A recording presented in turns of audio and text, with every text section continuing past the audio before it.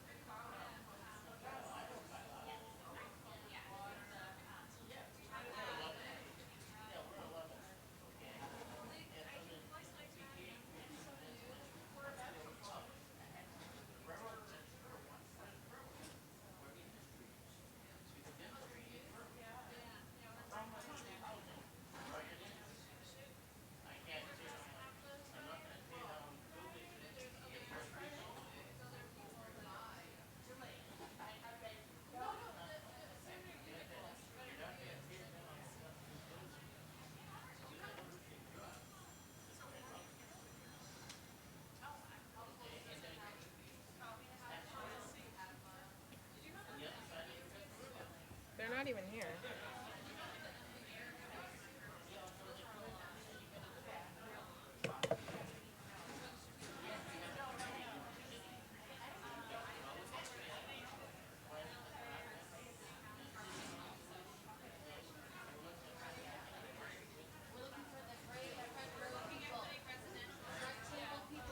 Hi, everyone. There's plenty of room up here if you want to move up. There's a breeze up here, too.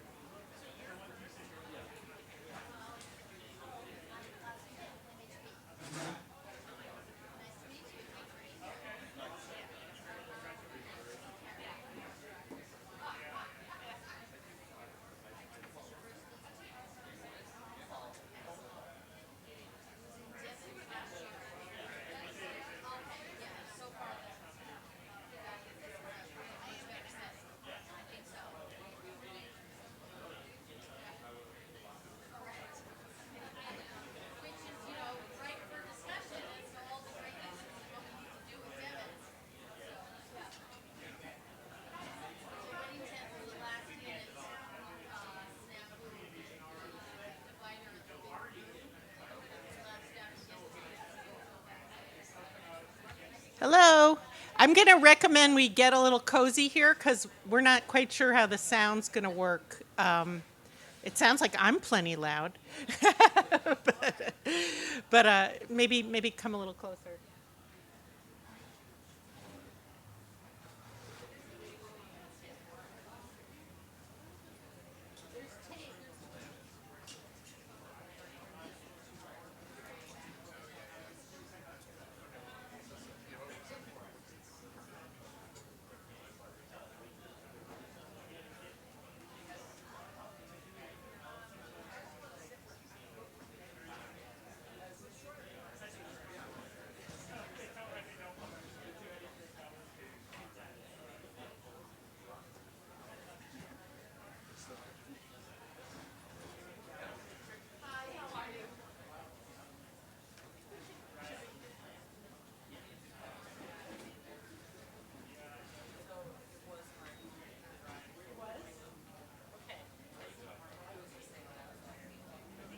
wondering how people do it. So we'll allow the speakers to test their mics too, but if everyone could take a seat, and can you all hear me? Okay, my name's Katie Lacey. I'm with the Community Assistance Team, and I'm so excited for this session. We have the two, I'm going to just say it, OGs of housing here. We've got Judy Barrett, who's the founder and president of Barrett Planning Group, LLC, and Clark Ziegler, the executive director of Mass Housing Partnership. But before we start, I just want to ask one question. How many of you have a 40B in your community, in the city or town you live in, that you're aware of? How many of you have found your life is worse because of that 40B? Oh, interesting. Okay. How many of you know someone who's lived in a 40B project? Or lived it? Okay. Great. Thank you. I'll start it off with Clark then. Oh, sure.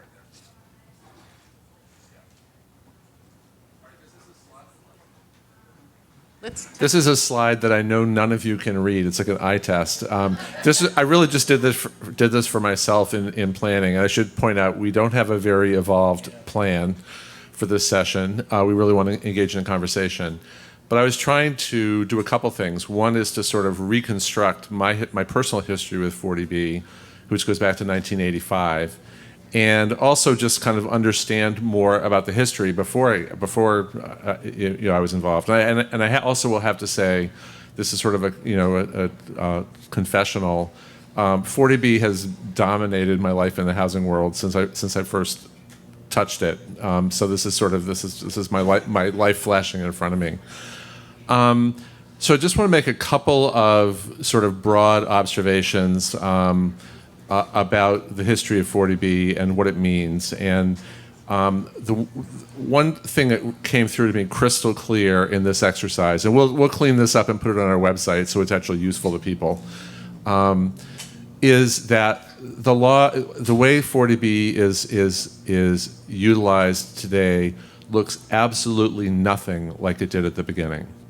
This process has continued to evolve, I would argue, in very constructive ways over the years in response to changing markets, changing new issues that have arisen. And I guess at the outset, I would just say a couple things. One is the law is in my mind, is as critical now as ever, first of all. Second of all, that it's not a planning tool, it's a relief valve. It is not a way of getting housing in the places where it's necessarily the most needed. It's a way of working around kind of unreasonable local restrictions. And the third sort of general point I'd make is that if we're doing our jobs in our own communities and at the state level, we should basically make 40B almost entirely unnecessary. It has other values, but we should aspire to make Chapter 40B unnecessary. So just going back a little bit, there are a couple things I want to flag, and I'll turn it over to Judy, and we can get into in more of a conversation with all of you.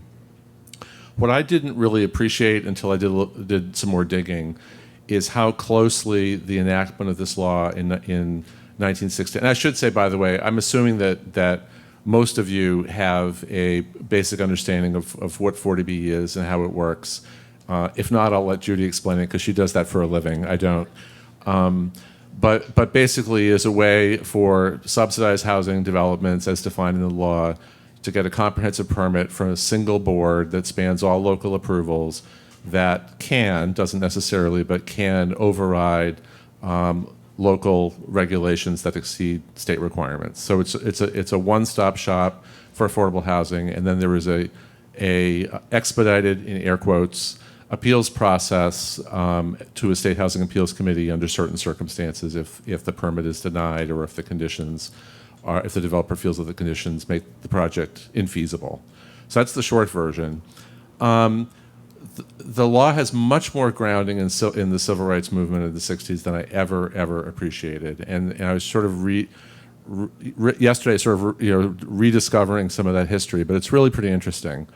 It started with a couple things in 1965. One was a special state commission on low and moderate income housing that put out a pretty strong report about the unmet need for affordable housing, particularly for low income families, and the need for the state to invest much more aggressively. Just a little side note: Michael Dukakis, as either a state representative or a Brookline town meeting, no, he's a state representative at that point, was a member of that commission. The second thing that year was the enactment of something called the Racial Imbalance Act. And it was the first state school desegregation law in the country. And it basically gave the state authority to intervene and withhold funds in any school district where there were schools that were more than 50% children of color. And it was sort of following the wave of U.S. Supreme Court, Brown versus Board of Education, and other Supreme Court decisions. But it was a state stepping up actively. And it was really targeting a number of cities, not suburbs, cities. There was also a growing movement in the later 60s to really evaluate the racial implications of restrictive local zoning. There was a report that I actually had never seen until yesterday, a report from the Legislative Research Bureau at the State House examining local zoning and its racial impacts, and found pretty substantial impacts on keeping people of color out of suburban communities. Right around this time, there was backlash against the racial imbalance law, and as it turned out, the House Speaker and Senate President at the time, David Bartley and Maurice Donahue, were both from the city of Holyoke, which is one of the cities that was deemed to have segregated schools subject to the law. And they felt it was hypocritical for all these suburban communities to be sort of pointing the finger at them when their own zoning was keeping out people of color. And so this idea of something like 40B had been kicking around. There were people in the legal services community who have been, there's a guy, Alan Rogers at Mass Law Reform Institute, who was instrumental in the drafting. But it was a little bit like, let's stick it to the suburbs. We're dealing with our own issues. You guys deal with your issues. And the law just got kind of cobbled together, and it passed by only a handful of votes, but they got it through in 1969. So it really is sort of an historical anomaly. Since the early days were pretty slow, there were a few sort of test cases. The Archdiocese of Boston was one of the earliest proponents of using 40B for affordable housing development. It took a while for the process to kind of work itself out. There were legal challenges, and it went to the state Supreme Judicial Court, the Hanover decision that upheld the basic validity and constitutionality of the law. I think the U.S. Supreme Court declined to review that, so it's been challenged up and down the line and withheld consistently for 55 years. So just a few sort of trends. Am I looking at my illegible dateline chart up there? Illegible to you. There are a few things that really struck me about how the implementation of the law has changed over time. In 1969, the state had some affordable housing development programs, but most programs were federal. They were primarily 100% affordable. There was a very small group of developers who were sort of on the inside taking advantage of these programs. It was a little bit of a club of developers building this housing for the most part. Relatively few nonprofits, the Archdiocese being one of the exceptions. And it was relatively quiet. I think in the early years there was not a huge volume of projects. The 70s was, there were a lot of recession years in the 70s. It was not a really busy time. And in starting around 1980, when President Reagan was elected, all of those federal subsidy programs were effectively disbanded and eliminated, or most of them. So a couple of changes started to occur in the 40B land. It was, and I don't know what the numbers were in terms of numbers of developments, but they weren't huge through the 70s. In the 80s, things were shifting toward mixed income housing. Mass housing had been created in 1968, and part of their mission was mixed income housing. The 1965 Low Income Housing Commission had strongly recommended mixed income, not 100% affordable housing. And that had to be tested. The Housing Appeals Committee heard a case and decided, yes, mixed income housing qualifies for 40B. That was taken up to the states and upheld by the state Supreme Court. And that sort of opened the door to more development with with market units. It's sort of different kind of development and different kinds of developers. And then a few other things changed in the 1980s as well.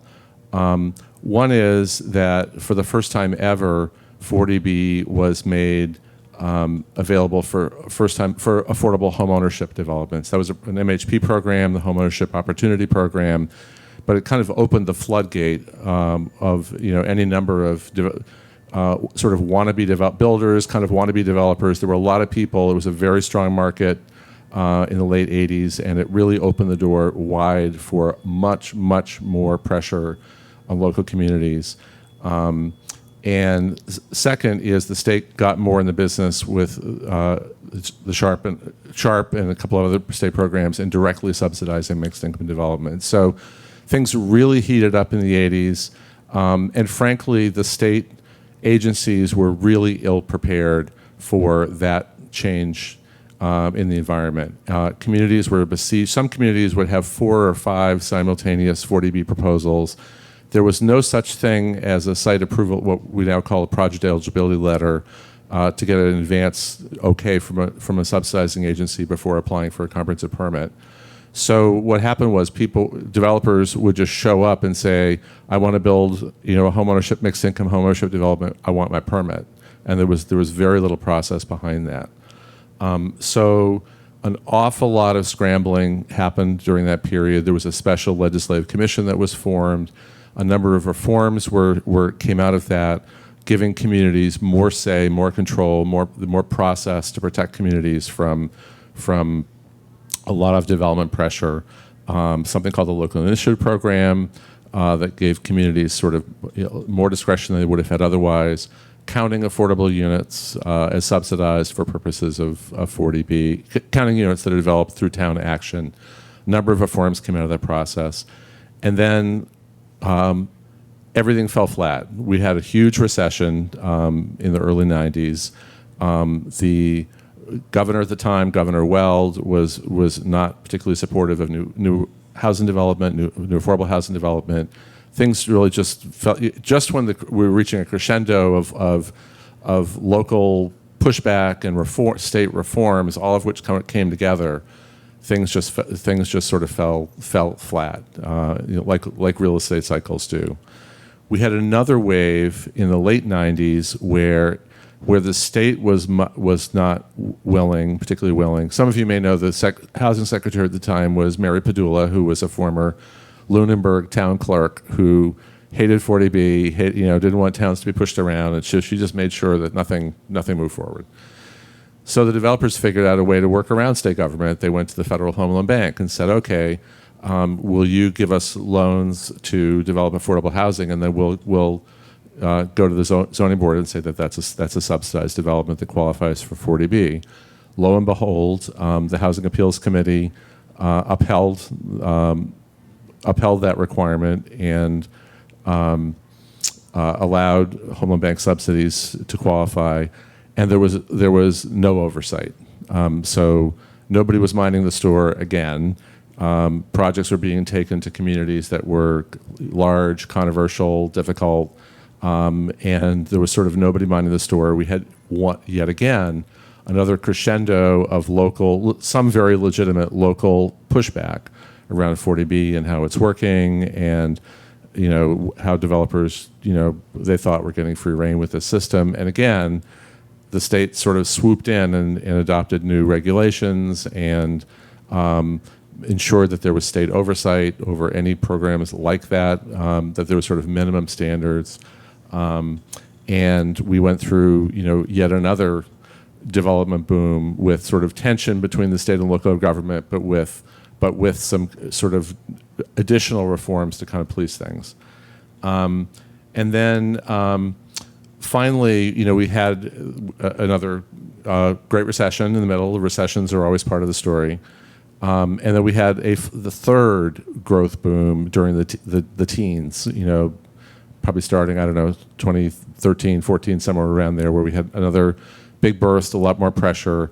But at this point, the state, I would argue, and this is something we're happy to engage in a conversation about, I think the state players and particularly the state's housing department were very attuned to some of the challenges, some of the legitimate concerns that communities had raised, some of the challenges of dealing with complex projects. And I think we've gotten into an era over say the last decade where there is sort of a new normal around 40B development, where the rules of the road have been very well established over a period of many years, that I think state agencies who were including ours, who are responsible for reviewing projects before they come before communities, are doing a better and better job vetting proposals and their designs, and the developers who are bringing them forward. So I won't call it a golden era. You kill me for that. But I do feel that we're at a place now where there's sort of a maturity of this system. And then just two final comments. I'll turn it over to Judy. I think in terms of the evolution of the law, a few things are really notable. One is we got mostly out of the subsidized development, 40B development business a while ago. There are a handful of projects through the low-income housing tax credit program. The project we just saw in Rockport is a perfect example that used Chapter 40B, that used low-income housing tax credits. But for the most part, most 40B developments now are internally subsidized, where there's no cash subsidy from a state or federal agency, where the market rate units subsidize the affordables. And the affordables are typically at 80% in median, which and I wouldn't disagree, a lot of people don't consider particularly affordable, but that's really pretty much all the market can support. In fact, today, in many cases, the market can't even support that. So I think that's one change, is the shift from truly subsidized housing serving lower income people to a mostly market model that's achieving some affordability, but not great affordability. The second change is we went through a period, and this happened earlier, more like in the 80s. We went through a period where towns universally who hadn't dealt with 40B before had the first instinct of saying no, just no, we don't want it. We won't approve it. And in virtually every case, those denials were overturned by the State Housing Appeals Committee. And there was a real evolution where zoning boards, I think for the most part, especially when they've been dealing with 40B more than once, realize that they have the most leverage when they work with the developer and try to get to yes on some configuration of a project, some size of a project that could be mutually agreeable. And that was a big push from MHP in the 80s and 90s, is work it out. That's when you're holding the cards. If you say no, you're losing all your leverage. And I think, frankly, in a lot of respects, the zoning boards, we provide technical assistance to zoning boards reviewing 40B projects, and our experience for the most part is that they get that. Not always, but often. The last point I'll make is, over the last decade especially, I think we've seen a shift in power from communities and zoning boards of appeal to abutters. And abutters have become incredibly effective at raising all kinds of issues, very rarely legitimate issues or issues that haven't been dealt with by the local zoning board, and are able to tie projects up in court, in some cases more than a decade. And what that does is, first of all, it keeps housing from being built because it's almost an impossible burden. But second of all, it disempowers communities, because we're saying to you at the local level, if you're a ZBA member, work it out, talk to the developer, get to yes, see if you can figure it out.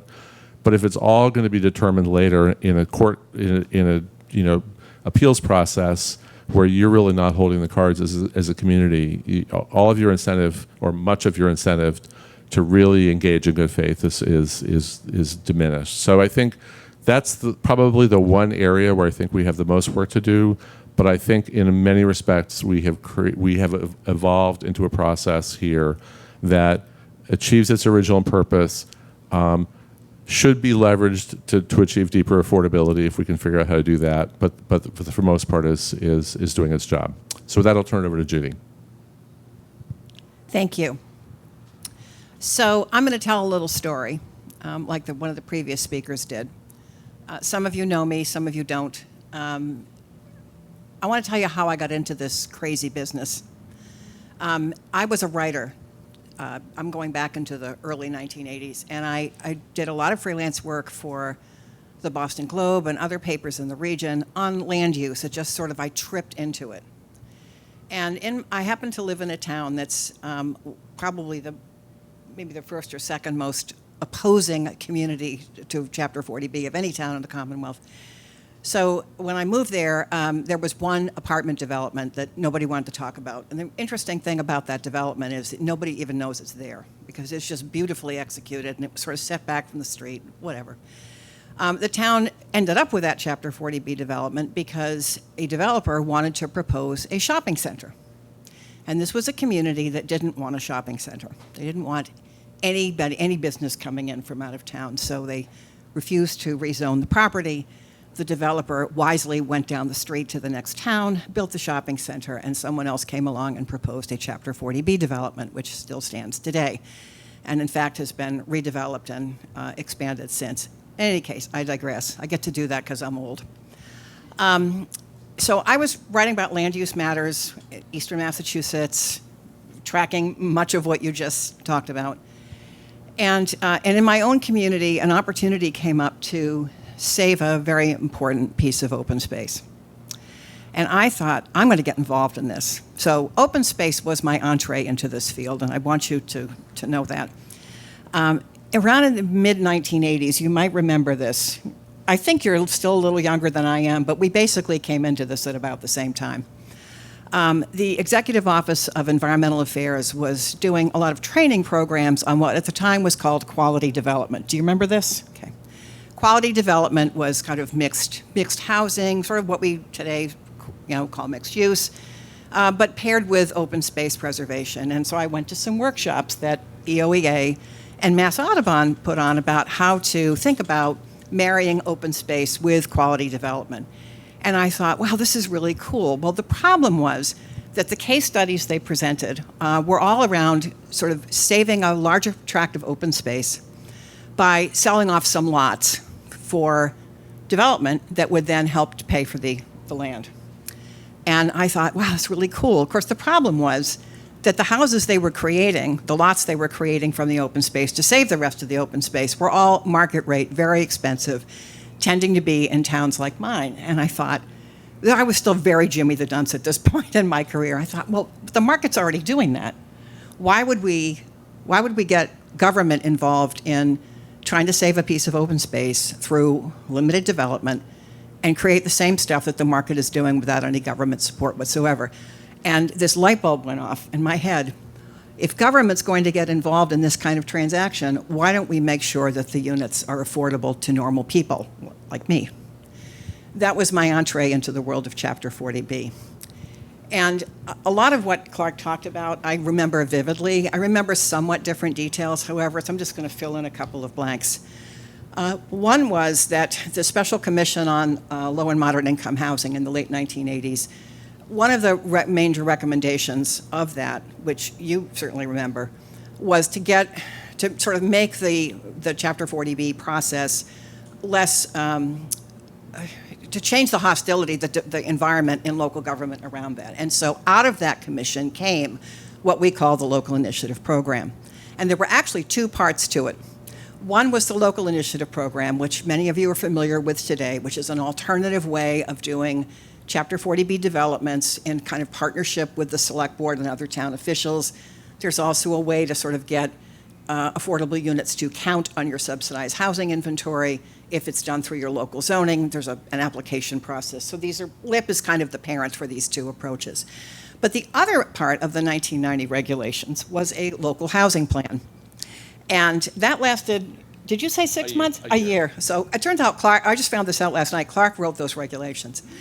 I, however, because I, by this time, was so involved with Chapter 40B and so involved with lower moderate income housing, an attorney I knew who was a town council said, you should write an article about these new regulations for the Mass Bar Association. At the time, they had this publication for their land use lawyers called Land Use Regulation Newsletter. I thought, I'm not a lawyer. Like, I'm really not a lawyer. Well, but nobody knows this stuff. So I wrote an article about these two sets of regulations, and I could foresee how developers might want to use LIP to change the narrative in the way the local government kind of approaches this. And in a lot of ways, I think that probably has been true. LIP as a permitting process survived. The local housing regulation disappeared, and we didn't see that again until 2001. So what happened in the late 1990s, which is my recollection of how we ended up with more mixed income development. Certainly the Homeownership Opportunity Program from 1985-86 kicked that off. But it's absolutely true that by the end of the 1990s, when the market had recovered from the recession of 1989 to 1991, developers were trying to build, and communities back then didn't want housing any more than they wanted it now. So out of that came this idea that perhaps if the state is not going to partner with us, we'll go to the Federal Home Loan Bank. And all of a sudden, a lot of 40B activity happened. The census came out from Census 2000, and communities that had been above the 10% minimum all of a sudden fell below. And all hell broke loose. So the Commonwealth stepped in. It was the Department of Housing and Community Development at the time. Yeah, that's right. It wasn't EOCD anymore. I'm having a senior moment. Came out with this planned production rule, which we now call Housing Production Plan today. And the concept was, guys, you actually can take more of a role in determining your affordable housing fate by planning. But you got to do it in a way that's actually going to be productive. So since 2001, communities have had the opportunity to plan for where and how and what kind of affordable housing they're going to have. How many of you know if your community has a housing production plan now? How many of you know if it's still active? How many of you had a housing plan that expired and was not? Okay, so welcome to my world. As a planner, I have a firm today with 10 people working with us, and what I always tell the towns we work with is I would much prefer for you to have affordable or mixed income housing developed in your community where you say you want it to be, and that you say you want it in places where it's realistic. I would much rather see that. I'd rather see you zone for it. I'd rather see you come up with mechanisms to make that work without Chapter 40B. The problem is that that's not really what happens very often. Some communities do make a sincere effort to identify locations where they would like to see affordable housing, and it's realistic. And they're doing things like making municipal property available for development and so forth. But the reality is, in most cases, that's not really what happens. Or areas are identified for affordable housing that aren't really going to work. There's just a lot of reasons why it doesn't happen. The other thing, though, is that even if you identify locations where you think affordable housing would be great, and you zone for it, you haven't necessarily solved the whole problem. I have seen Chapter 40B developments, smaller ones, where there were no zoning waivers requested. It was all around local wetland, local Board of Health regulations. And that is an example of something that simply fixing zoning doesn't address. MBTA Communities is not going to address that problem because that's strictly a zoning remedy. So when MHP sent around an email a couple of months ago and said, well, we're getting ready for the Housing Institute, what should we talk about? And I couldn't resist. I said, we need to talk about why 40B is still needed. And I think this whole issue around, what does zoning do? What do other types of local regulation do? Where does 40B differ from the other regulatory tools that you have available? Why is it that boards of health can't just waive their local Board of Health regulations for an affordable housing project and not for another? There's a lot of issues in this that 40B, I think, is always going to have a certain place in the way we address affordable housing development. Today, I still hear, and I certainly heard it from MBTA Communities conversations, well, but what 40B is producing is not really affordable. I need to underscore the following. 40B is a permitting law. That's what it does. It never had subsidy associated with it. Subsidy always came through another direction. When the federal government abandoned its responsibility for affordable housing, that's when we had to start looking for other ways to get this housing built. And so when you get frustrated with Chapter 40B, it's probably displaced, because the real problem is the lack of subsidy. And so I just think people ought to be really thinking about, how do you use this tool when nothing else will work? And if you can get something else to work that's locally controlled, that's what you should do. Special permits, exhaustive permitting processes are not going to fix that problem.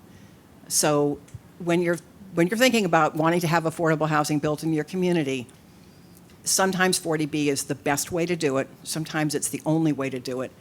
And I think the job of local officials and advocates and so forth is to how to get people to sort of change the local conversation and messaging about what 40B is all about, because I don't think it's going away. I would like to sort of say I think it's maybe not as big a player as it used to be, and I think that's probably true, but it's not going away. So we all have to figure out how to make this as good as we can for the people who need housing in our communities. I think we want questions. Yeah, actually. I think we want to open it up and get some conversation going, but also just following up on your point just now, boards of health and conservation commissions. We just put together a case study on an actual development. I won't name the town yet. We haven't released this yet. It's a 40B development that was permitted and built, and very lovely and successful senior development, 123 units. If the local rules if the local conservation commission and board of health rules, which vastly exceed state standards, had been applied and weren't exempted through 40B, it would have cut the size of the project by 53% for no perceivable environmental benefit. That's just the way local, I live in Ipswich. I was on my town finance committee. We were talking with the health department in a budget hearing, and I said to the health agent, so I saw that our septic rules are much stricter than the state. Was there any sort of scientific basis for that? And she said, oh no, the board just thought it would slow down development. That was the honest answer. And I think many of us live in those communities where it's like anything you can do around the edges to just make development harder is popular. And it's also invisible. I think most people, communities, have no idea how restrictive the process is because they already live there and they're not trying to build something. So I think the power of 40B is situations like that. And that was a project the town nominally supported, but their own rules wouldn't have allowed it. And I think that comes up a lot. I need to add one more personal story to this. I do a lot of work through Mass Housing Partnerships 40B Technical Assistance Program, and I absolutely love it most of the time. I had an experience recently that just about sent me over the edge, and I won't necessarily go there today. But a few years back, I was working with a ZBA, and I did a training for them on Chapter 40B and how the permitting process works and what happens after the comprehensive permit's approved by the board, and on and so forth. Some of you may have seen that training. Some of you may have seen the guidebook, which we did in 2017. Anyway, when the hearing was recessed, a gentleman who had been in the back of the room came up to me to say, I really liked your training. Do you do this a lot? And we had a nice conversation. And then he said, I used to be on this board. I sat on the last Chapter 40B application that came in and voted to approve it. And 2 weeks later, my daughter, who was in second grade at the time, went to school. And a kid came in with birthday party invitations for everybody in the class except my daughter. I still can't really handle this story. It's just amazing. And he said I had to get off the board because I had to kind of think about my family. So I want to just tell you that because the people on your ZBA who are trying to do the right thing take a lot of heat for it. And I think it's just important for people to understand that on that side, it can be very difficult, especially if other boards are saying you shouldn't grant these waivers, which it's just a very hard position to be in. So I wish I could say 40B would go away, but it's not going to go away. And I think we just all need to think about how we can help to reshape the tenor of a public hearing when you have a ZBA that has a statutory responsibility to balance the need for affordable housing against local concerns. And the fact is that when your town doesn't have enough affordable housing, that balancing test errs on the side of housing need. So helping your community understand that and be kind of a voice at a public hearing to help mitigate the tenor sometimes can really ease the job of those boards. Would open up Yeah, questions, comments, yell at us, opinions. are welcome. Yeah.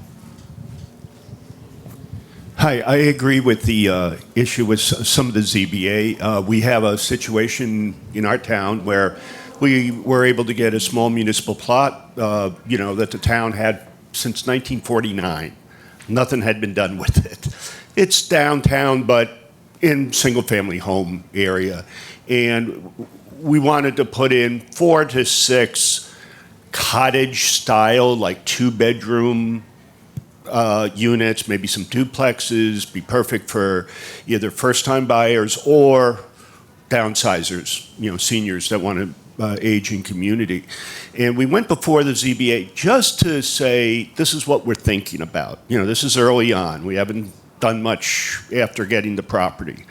And one of the first things they came back with is, well, we're concerned about more families coming in because it's going to put pressure on the schools. The schools pressure us that, if you build a 3-bedroom unit, you're going to invite families in. It's going to put more pressure on the schools. Obviously, even the taxes you get, from that additional new growth is by no means going to cover the cost of the additional school resources necessary, and especially when your schools are pretty much full, which we are. So that's, I think, where there's undue pressure in some cases on the ZBA. Even though what you're proposing, you're not trying to build single-family residential, developments of 50 houses by any means. You're just trying to get some affordable units downtown where they can fit, and it would be in the style of the surrounding, homes. I don't know, any comment or? So, can you hear me?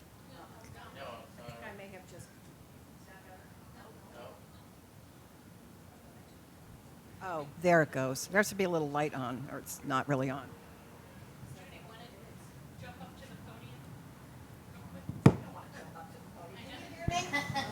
No, of course. Thanks. That's better. So one of the things I've done a lot of in my career are fiscal impact studies, and I have to tell you they're fun because you learn about how towns actually operate and how they set policy. You've been on a finance committee, so have I. You just learn a lot about how towns actually operate. And I love to do them. But I had an epiphany about 2 years ago that by doing these fiscal impact studies for communities that wanted to respond to the very question the issue you just raised, like, what's this going to do to our taxes? How many kids is this going to generate? I mean, just full disclosure, I have 9 children. I live in a single-family home. But no one ever asked me to do a fiscal impact study on a single-family home development. Ever, ever, ever. It was always around multifamily housing. So I had this epiphany. Like, we're encouraging conversations at the local level by doing these studies and having these debates about school-age children that are essentially violating people's civil rights. So I've stopped doing them in the context of multifamily housing developments. And what I tell my boards now is you can't base housing policy on who is going to live in the unit. You have to think about the slippery slope that you are creating, where if it's okay to talk about families with kids, who else is it okay to talk about who is also protected under the Fair Housing Act? And I think you have to be that direct, because saying anything else is really saying, well, we'll think it's okay to protect these housing rights if it doesn't hurt our taxes, if it doesn't bring kids into our schools. Who else is protected under the Fair Housing Act that we're going to have that conversation about? And it's always like right under the surface about what it's really about. So I think it just have to be that direct. Like, it's a civil rights issue. And just add a couple things. One is on our website, we commissioned some research from UMass Dartmouth a few years back on the fiscal impacts of new housing development with a focus on school kids. And this reinforces what you heard from Doug Howgate at Mass Taxpayers this morning. And the fiscal impacts of various housing developments were overwhelmingly positive, both for the state, for the local host community, and for the Commonwealth. The data is really, really clear that that new housing is net positive. There are those rare, you'll find sort of rare counterexamples, but in broad strokes. I would also add, I believe that there are court decisions specifically around land use decisions and public education, and local boards are prohibited from, I recall, from considering the impact on schools in making land use decisions.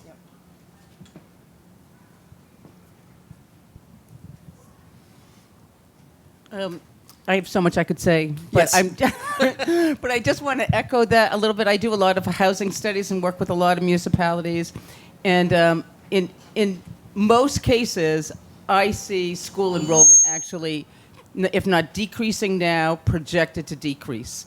That because maybe it's because of the land use policies, maybe the families just aren't coming out to the suburbs. So that you want these kids, you want the families in your communities. When I look around at the committees, like who meet at night, like that's what I'm always doing every night. I'm with some committee. You know, they're all like old people like me. I'm like, well, who's coming behind us? Like in 20 years, who's running these towns? Like you're isolating and there's no vibrancy. Like there's nothing for people to do in these towns if you don't have the kids and the families. Like I think attracting kids and families is like a huge plus. So it's just mind-boggling for me when people say it's like a minus because, it's going to cost a little this, a little that. It's really, you would pay families to come to your town to revitalize and give it that kind of energy for the future, to invest in the future of your town. Amen to that. Yes, quick question. Only because of opportunity. So I'm actually working with Judy on a 40B in the town of Concord, and everybody talks about the expense of the permitting, and even in the town of Concord, I can see one expense. Communities, especially smaller communities, do not have the town staff to evaluate stormwater, to evaluate floodplain, to evaluate traffic, to evaluate architecture. And these are all elements that abutters use to try and sync a project. So we recently had a project go through 201 units, and that developer is probably spending over $75,000 through 53G, which the Board of Appeals can do. But so nobody in the state thinking about ways to streamline permitting, reduce costs, have established a program where communities, instead of having the developer pay for these items, can apply to have assistance similar to planning assistance that Judy has provided. And I think that's something that needs to be thought about, because $75,000 for 3 consultants is huge.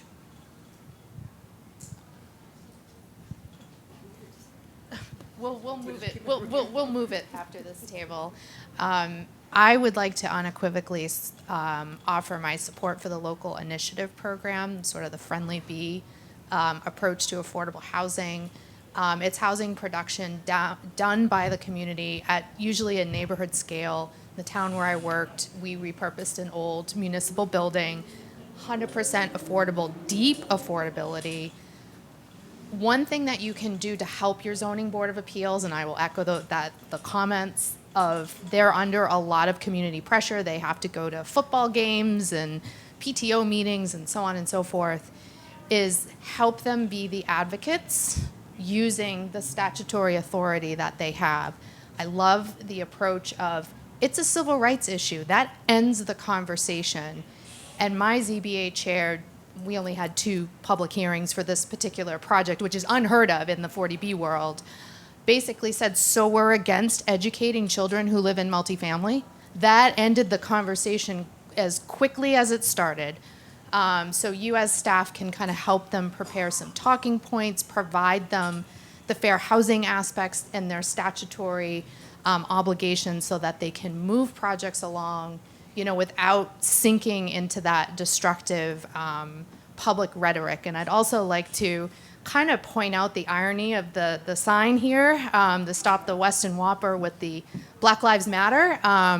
It is really funny when I drive through communities who we think of as being progressive and liberal, and you see, stop the monster, stop the Whopper. And then they're the same group of people that have Black Lives Matter or we believe in science and women's rights and blah, blah, blah right next to those signs.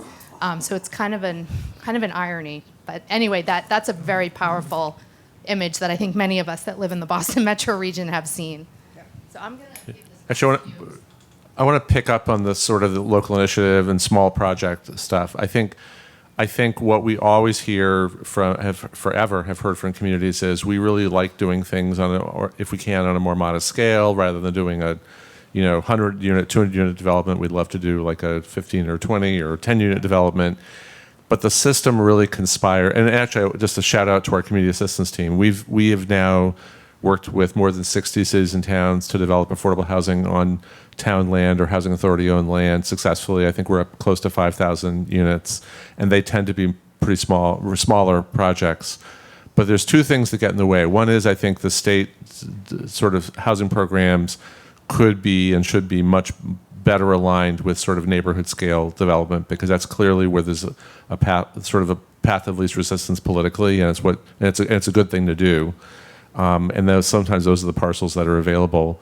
But the other thing is the process has to support that. If you have a friendly zoning board and you're doing a small project and they're not asking for crazy peer review studies and other stuff, you can get those projects done. But if the support for the development doesn't really permeate town government, and you have to go through the same process that you would for a 200 unit, huge project, it defeats the entire purpose. So I think we have a lot of work to do collectively. If that's truly some of the housing, and we need housing everywhere of all kinds. But if that's the stuff where there's local support, tangible local support, and there is, we should find more ways to get that done. And 40B is one of them, but that's not the only one. Wait, there is a way to do it. I mean, that's my frustration. Sorry. Towns can zone for this. They can do it now. They can do it now. So the frustration, of course, is Manufacturer problem. it is a manufacturer problem, and everybody in this room, I think, probably can look at the regulations in your own community and see opportunities that don't currently exist to do that sort of smaller scale, neighborhood scale, whatever the current euphemism is.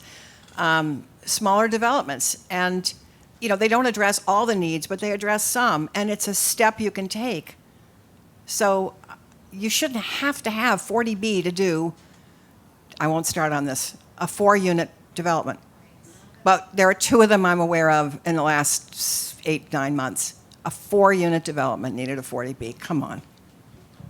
I can top that. My next door neighbor did a 40B development. He did a 2-family in a 1-family district, and that required a 40B permit. And nobody even knows it's there. So, hi everyone. My name's Rhiannon. I work for Old Colony Planning Council in the Greater Brockton area. My question is very broad, but how do we maybe contour the conversation around sewer towns can't have 40B and septic towns can't have 40B because of the lack of sewer would be a better phrasing. well, I'd love to start on that. Go to the session tomorrow afternoon. I think it's one of the last sessions of the afternoon where we're going to focus on that topic. That is getting very, very serious attention right now by the Governor's Commission on Unlocking Housing Production. There was a recommendation from a state commission 22 years ago to require that local communities get state approval before they exceed state environmental, and show a legitimate environmental reason for adopting stricter regulations. That went nowhere. So I think all eyes are on that issue right now, and I think, it's not environmental science, right, for the most part. So I'm not quite sure where that's going to lead, but I think there is enormous attention today on that issue. There's enormous attention to it in New Hampshire as well. We happen to do a lot of work up there too, and the same issue. I will say if there are engineering solutions to be had, they will be had. But some of the local regulations I've seen in excess of the Wetlands Protection Act or Title V are kind of mind-boggling. So you have to sort of ask, why do we need this? And what is it that Title V does not do that we need it to do? And maybe that's where the conversation needs to be, but yeah.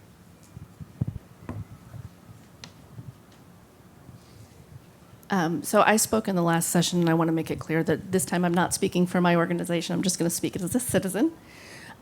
But on the topic of supporting your ZBA, we have a project that is I'm really looking forward to and hope it's an LIP that's before our ZBA right now.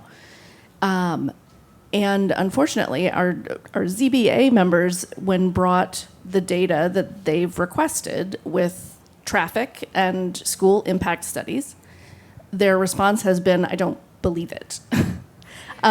So your traffic count followed best practices for how this should go, but that's not sufficient. You really need an entire month of data. We don't believe you that our current trend of 1.7 children per household is going to hold going forward. That's not realistic.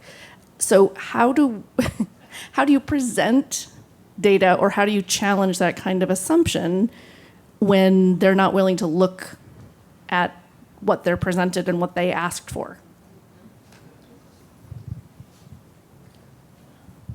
This one. We'll do a toy cost for this one. You can't base housing policy on who's going to live in the unit.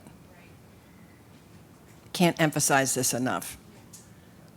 The other issue is if you have true as-of-right zoning, you're not requiring traffic studies for 6-unit projects or whatever. And I'm not saying that's what yours is, but the submittal requirements for development, even through site plan review, are sometimes crazy. So you have to really think about what is it that the board, whoever the permitting board is, what information is it that they need to make a decision, and not how much can you get the developer to spend to go through the permitting process to give you information that they're not going to believe in the first place. So I just think there's a lot around zoning reform that in some places the whole conversation about MBTA communities has opened some of that up, but there's a long way to go on just the design of an approval process. I would just add, there will always be unreasonable people who you just won't accept reality. And what's broken now is the mechanisms to remedy those situations take forever. So I think it's just human nature. You're gonna find unreasonable people in every town on some board, but there should be mechanisms to sort of correct those abuses much more quickly. The Housing Appeals Committee, frankly, moves much too slowly. And that's something, I think all of us in state government need to sort of work on. But the appeals process is also completely unwieldy. And I think if, whatever the saying is, justice delayed is justice denied, right? I think we need mechanisms so that when there are legitimate, and frankly, sometimes issues that get raised about our issues are legitimate. Everybody deserves due process here, but whatever the issue is, the issues are, there should be an expeditious review process, and we are far from that now. It is years at a minimum, and I think a lot of this stuff would self-correct, honestly, if there was a mechanism that was more timely. We have time for one more question. Yeah, John Souza, Leominster Planning Board Chair. Just talking about the ZBA, we've had some situations where the ZBA in Leominster just had a vast turnover. Okay, so they had a lot of people on there that had little knowledge on, and they dealt primarily with the zoning setbacks and very simple things. And given them the authority that they had with the 40B, and talking to the chairman, they were pretty much overwhelmed. And they in turn turned to the planning board. And then we had just public meetings rather than public hearings, worked through most of the issues because we have a staff, a professional staff that understands planning, and then we could go back. We made some corrections, not a lot, made the recommendations back to the ZBA, then they gave their approval. But we were used to working with the Conservation Commission, used to working with the Board of Health, and they're not. So that created some problems on their part. Not that they wanted the problem, but they had the problem because of the experience. They didn't have the staff. They don't have the support. They're a quasi-judicial system. And it just doesn't, it's more difficult for them than a qualified planning board to deal with the same problems. So, my experience with planning boards, having been on a planning board, and this is not an insult to anybody's planning board, planning boards tend to want things to comply. That's sort of their world. It's like you are the parent of zoning, you want things to meet with the zoning. So sometimes the planning board is more challenged to deal with this waiver climate of 40B than not. And I respect what you're saying. I think there are things that planning boards do more commonly, plan review certainly, but boards of appeal can get help. So, Mass Housing Partnership has an amazing program. They will send a consultant out. They will handhold that board to get through the process. All you need to do is ask. But I think some communities just don't realize that they can do that. The other thing I would say is if your planning department has staff, send them over to help the ZBA.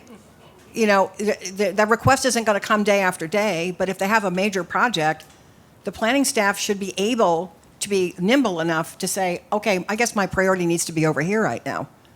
So I'm glad you got staff. I'm just saying maybe being able to assign them more flexibly would probably help. I guess with that, we're right on time. I'm going to just close with one more thing. Clark put those slides together, and I took one look at it and thought, it is the 25th anniversary of Mass Housing Partnership's 40B Technical Assistance Program. So it's our silver anniversary. We've worked in more than 230 communities on hundreds and hundreds of Chapter 40B projects, and it is just a question of going online, giving us a call. We'll get a consultant out there, and Judy's one of them. And so congratulations to MHP for starting that and its longevity. So thank you. It's lunchtime in about 10, 15 minutes. We get a little break, maybe just I guess we are outside. You can step inside and cool off, and then it's time for lunch. So thank you for coming. Lunch is right next door.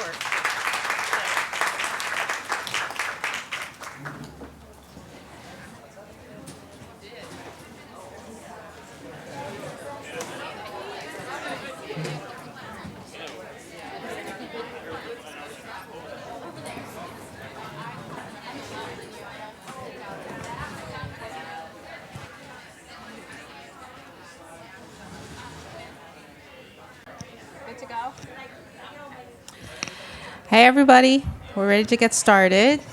There's plenty of room up here if you want to move up. There's a nice breeze too if you're getting warm. So welcome to our breakout session this afternoon on Community Land Trust. My name is Christine Medor. I'm Senior Development Manager at Mass Housing Partnership. I'm on the Community Assistance Team, and each of us on the Community Assistance Team is offering office hours after the Housing Institute. So if you go out to the registration desk, you can scan a QR code and book a quick phone call or meeting with us if you want to work with us on anything or inspired to talk about something new in your community. So feel free to do that with us. Today, we're really excited to bring this panel to the Institute this year. There's been a lot of interest around community land trust. And quick show of hands, you even know what a community land trust is? Perfect. Show of hands if you have a community land trust in your community. Great. Another show of hands of whether you're thinking about starting one in your community. Great, we got a couple. That's great. So I'm going to quickly introduce our panelists today and then hand it over. First up, we have Minnie McMahon from the Greater Boston Community Land Trust Network. She's the coordinator there based in the Dudley Street Neighborhood Initiative office. And next up, we have Meredith Levy, the executive director of Boston Neighborhood Community Land Trust. And finally, we'll have Rob Crowner. He's on the board of directors on the Amherst Community Land Trust. So, Minnie, you want to come up here? Thank you. Hi, everyone. Good afternoon.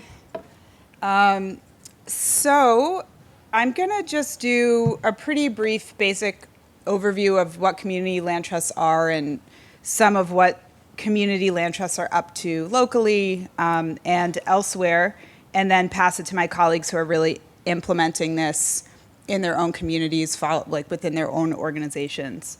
I'm sorry about the font got messed up. What are community land trusts? Land governed by community for community. It's sort of the very basics. Where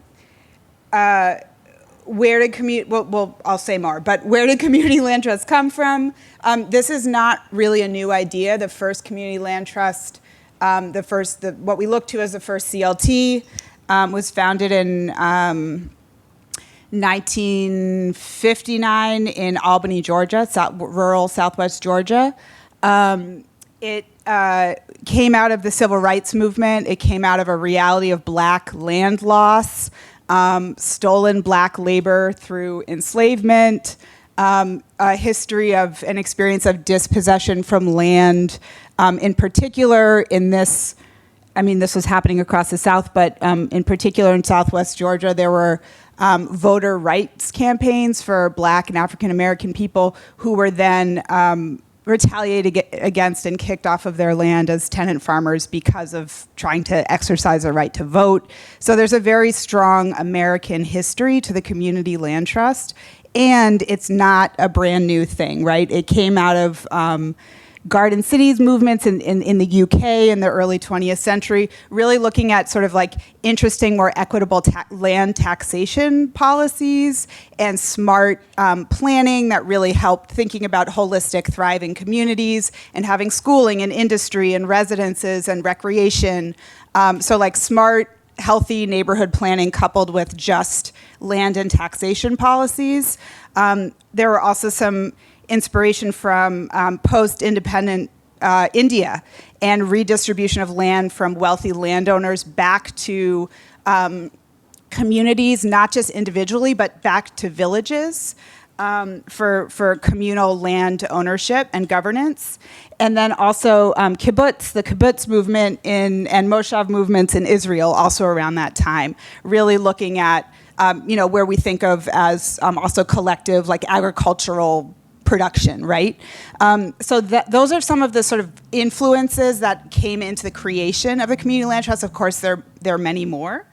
And so what is a community land trust? These are 501c3 nonprofit organizations. They don't have other sort of special legal classification. They're a regular nonprofit. They're governed by boards of directors. We are very proudly committed to community governance, which looks like different things at sort of on project basis, committee basis, but the general principle is that your board of directors is exclusively or entirely people who are really committed to and have a personal stake in the well-being of the community. So resident, leaseholder, neighbor, business owner, farmer, whatever, in the communities having a majority governance in the board. So they're nonprofits. They have nonprofit board of directors who are really community, from and of the community. And CLTs, what they do is they take land out of the market, they buy it, or they're given it. They might buy it at market rate. They might go through a public disposition process and get discounted land. That happens different ways. They get land, they get it out of the market, and they commit to stewarding it. They will not sell it. They'll steward it permanently. So the idea is that the organization owns the land. It's governed by the people. The land is then used according to community priorities. So There can be a school on the land. There can be housing on the land, rental or home ownership. There can be businesses on the land, farms, gardens, whatever. So anything that like makes sense for the community that's mission aligned, and of course it's a nonprofit, has to be a public serving sort of thing, is okay on a community land trust. One of the features is this is a ground lease. So the user of the land, whether it's a CDC that has built and runs rental housing on the land, or maybe it's a homeowner who's actually buying a home on the land, or it's another nonprofit or a for-profit business that's, growing food, or there's a florist on one of our land trusts. That user, we should probably have a better term, but the user of the land signs a ground lease with the CLT saying, this is how we're going to use the land. We understand there's a 99-year, we have to use it the way we're saying we're going to use it. We have to pay you a nominal ground rent, so that's typically not a lot of money. It's an important piece of revenue for a community land trust budget. But the trick is keeping that number low enough so that the land is remaining affordable to the user, and still getting some valuable revenue for the CLT. It's also a way to help. It's not the only way, but it's one way to help ensure some communication between the lessee and the community land trust, right? Are you up on your payments? How are you doing? We notice you haven't paid. What's going on? Blah, blah, blah, that kind of thing. So with the home ownership on a CLT, I'm just going to check. Oh, I didn't set my timer.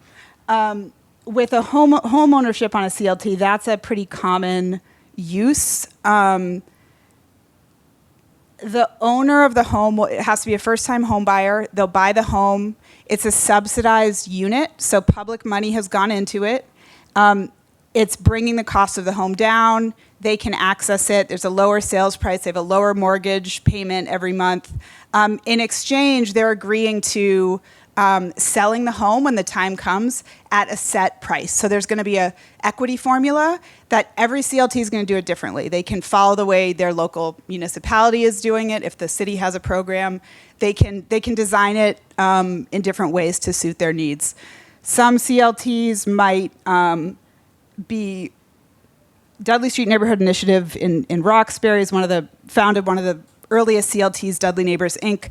Their decision was to have the first 10 years of appreciation of ownership really be kind of like a faucet's open, like a trickle. And then at year 11, they open the faucet a little bit more so that the equity appreciates more quickly.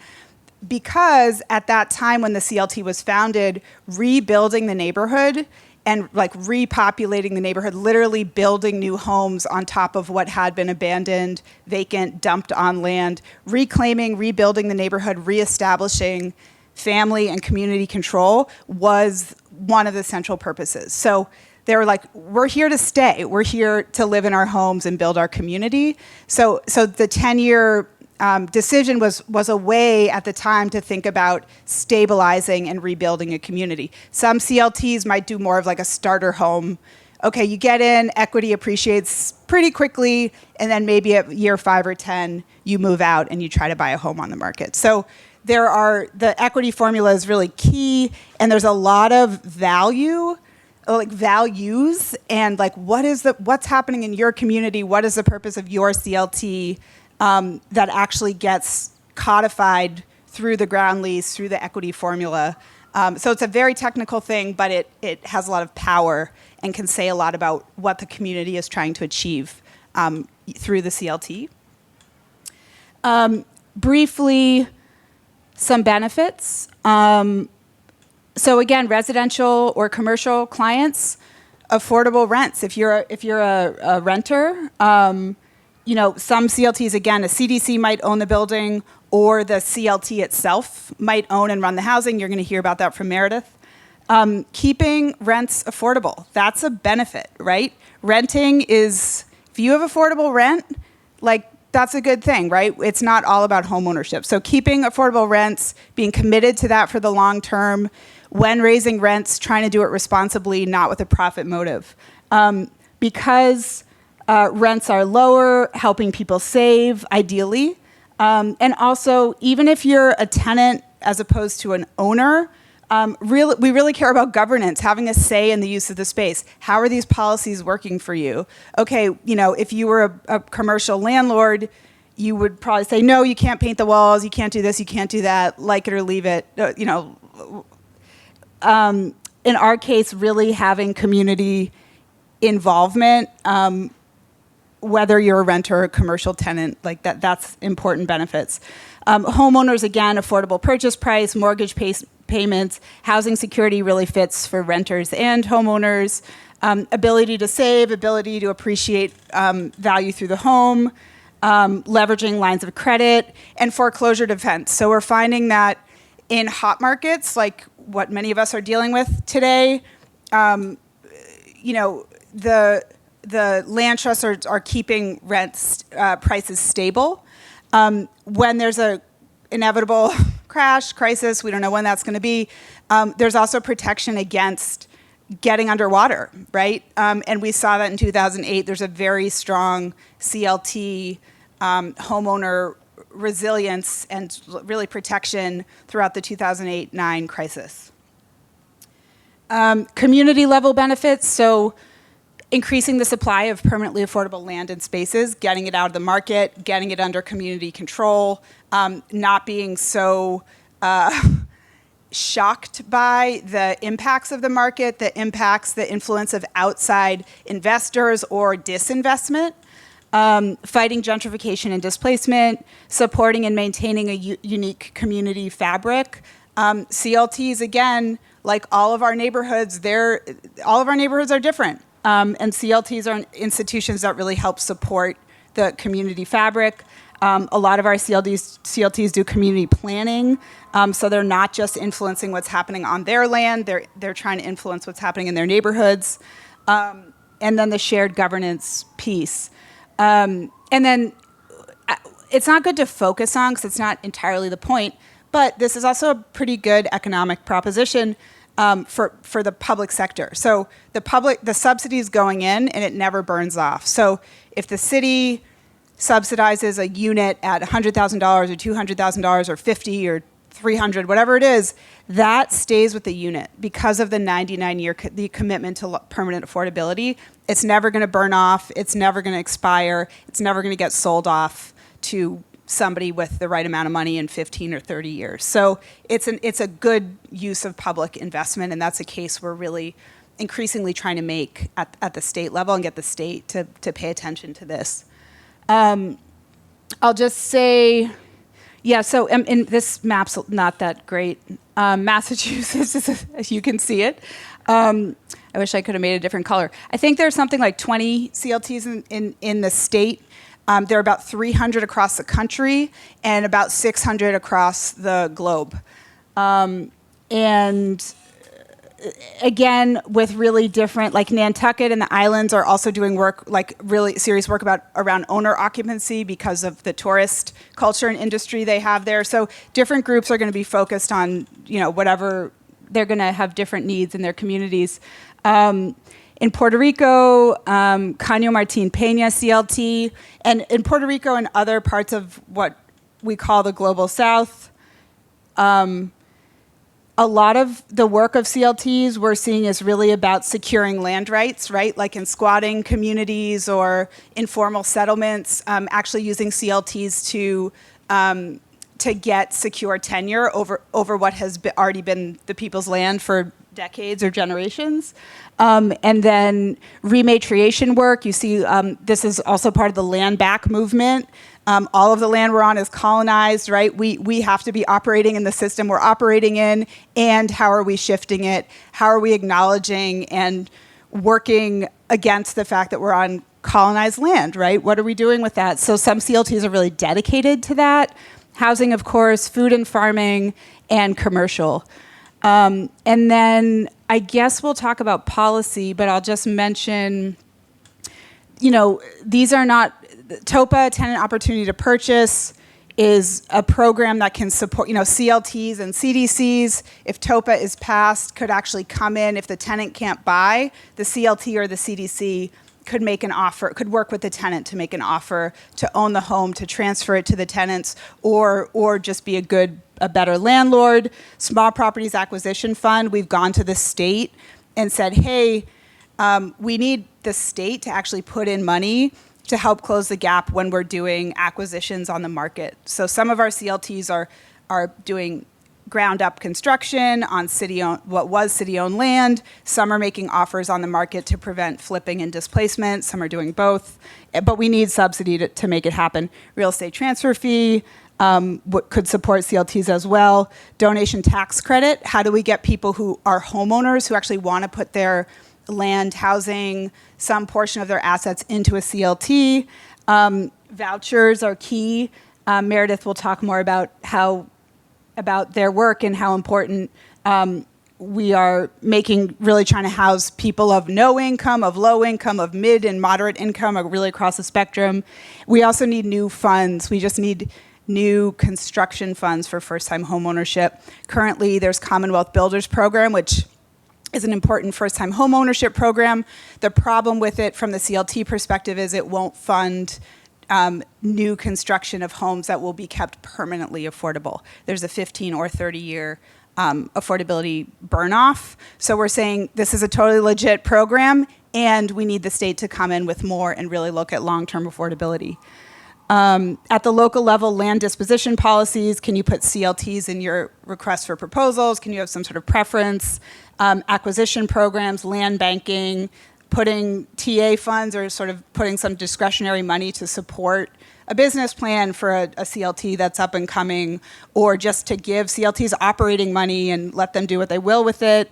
And then also when looking at sort of scoring proposals and that sort of thing, projects, can we have a permanent affordability score or like a weight to really value long-term affordability more? Yes, we need to build in Massachusetts. We know we're short hundreds of thousands of units, but as we keep saying, if we just have a build focus, it's like filling a bathtub with the drain open. Like, we also need to be holding on to the housing that we have, and that's one of the roles CLTs play. So I think with that, I'll pass it to Meredith.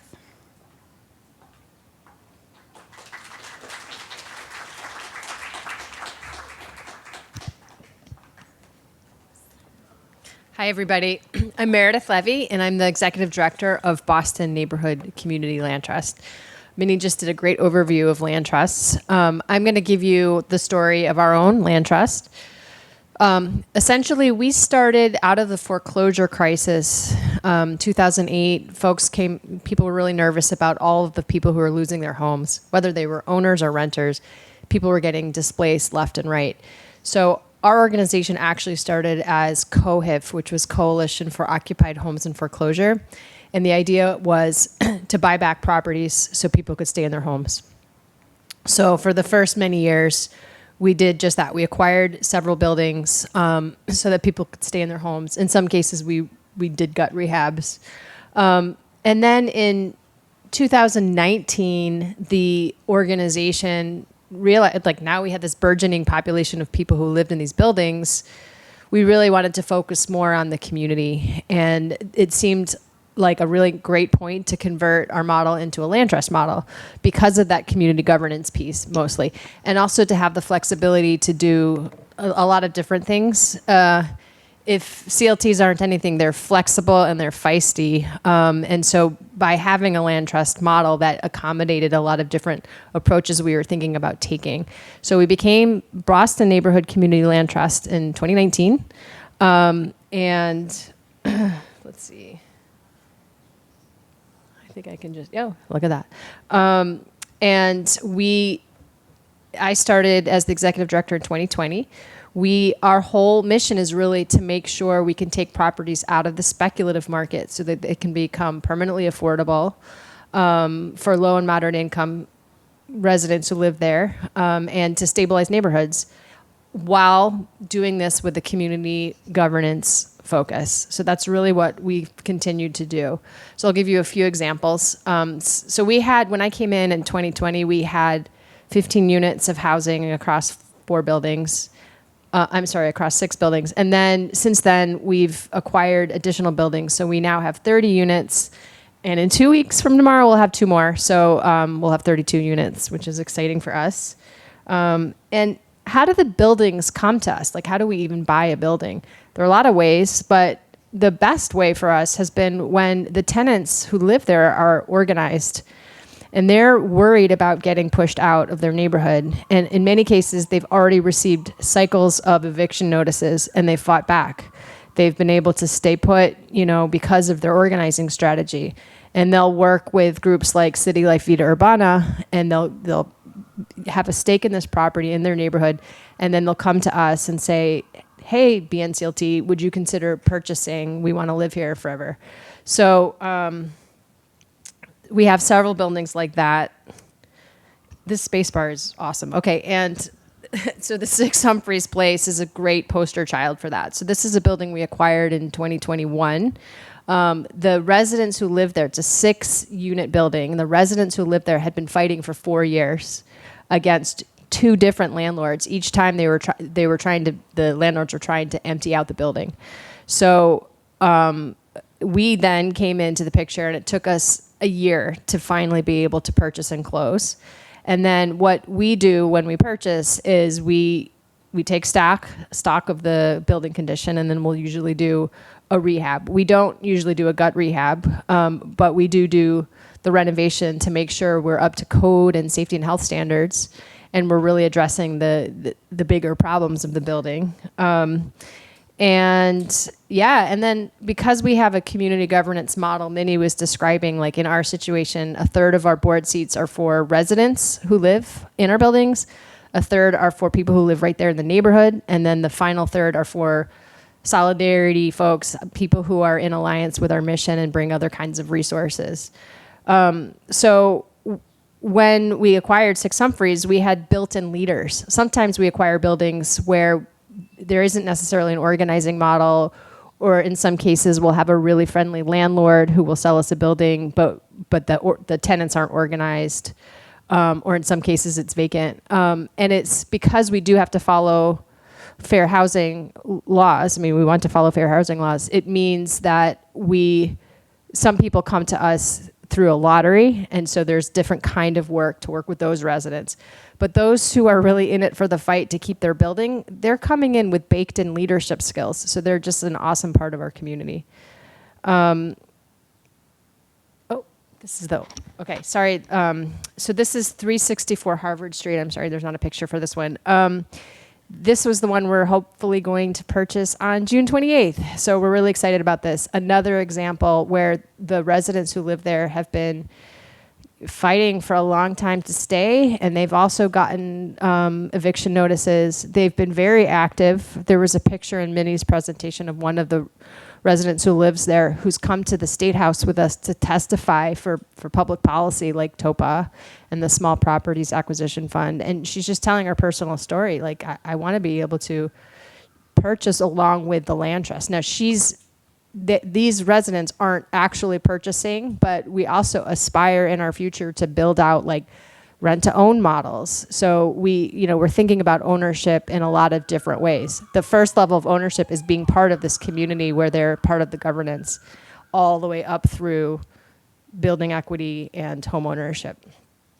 There are obstacles when we're trying to buy. All things come up, like cash buyers, that's a big one in Boston, and I'm sure across the state, where we're like doing everything we can to make sure this is going to be a good building. And like in this case, the building had mold issues, and our lenders aren't going to let us just buy a building, nor do, we need to make sure we can remediate and that we have the resources to pay for that. But a cash buyer who might not even live in Boston might sight unseen make an offer, cash down on the table, and that is a lot more appealing to the seller. So a lot of this work is just building the relationships with the sellers, even some of whom are really egregious, and just like, this is important this is your legacy to the community.